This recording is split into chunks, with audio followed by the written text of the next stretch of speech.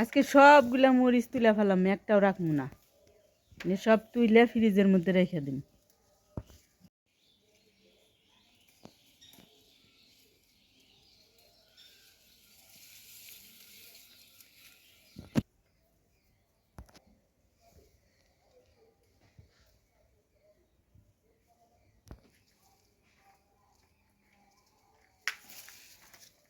কতগুলা মরিচ হইল।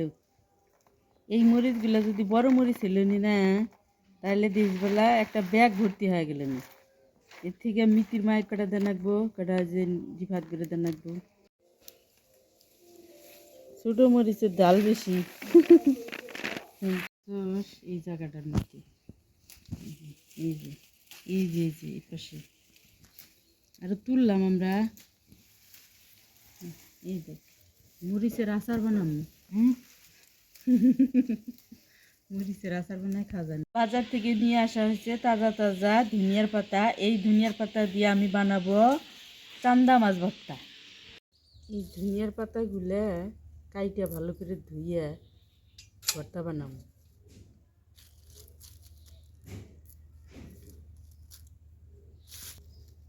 সবগুলোই দিন।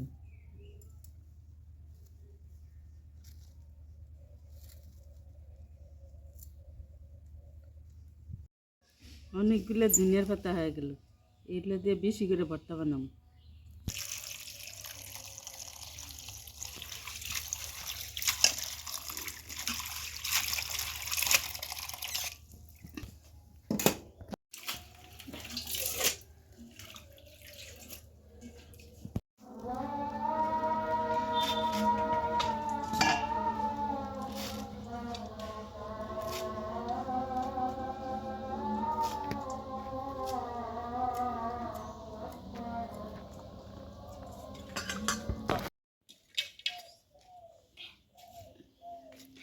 আসসালামু আলাইকুম, আশা করি সবাই ভালো আছেন। আজকে আমি চান্দা মাছ ভর্তা করব, এই জন্য সমস্ত উপকরণ নিয়ে নিছি। এখানে নিছি চান্দা মাছ, পেঁয়াজ, রসুন, আর ঝালের জন্য কাঁচামরিচ, দুটো শুকনা মরিচ আর ধনিয়ার পাতা। এই দিয়ে আমি আজকে চান্দা মাছ আর ধনিয়ার পাতা দিয়ে ভর্তা করব।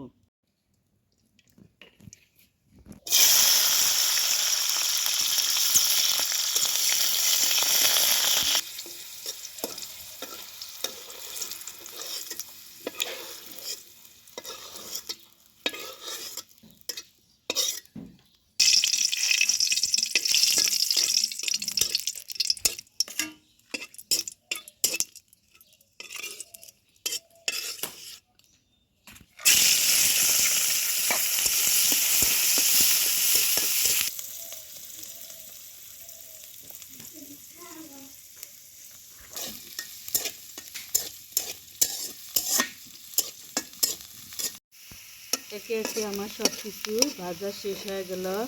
এখন আমি এটাকে উঠিয়ে নিব। চান্দা মাছ কালার আসার জন্য সামান্য হলুদ দিয়ে দিলাম।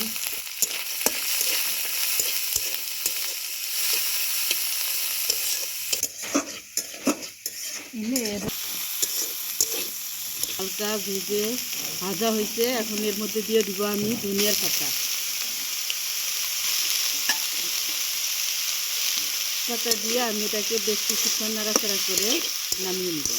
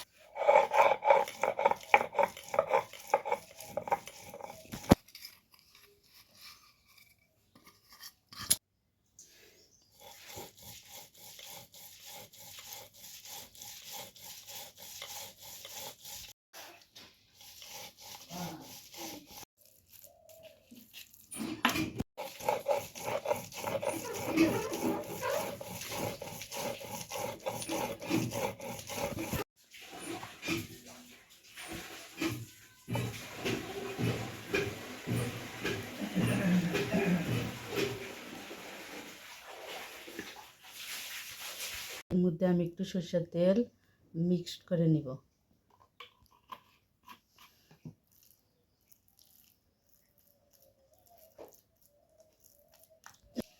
এই হলো আমার ধনিয়ার পাতা দিয়ে চান্দা মাছ ভর্তা। ভর্তাটা অনেক মজা হয়েছে, আপনারা বাড়িতে বানিয়ে খাবেন।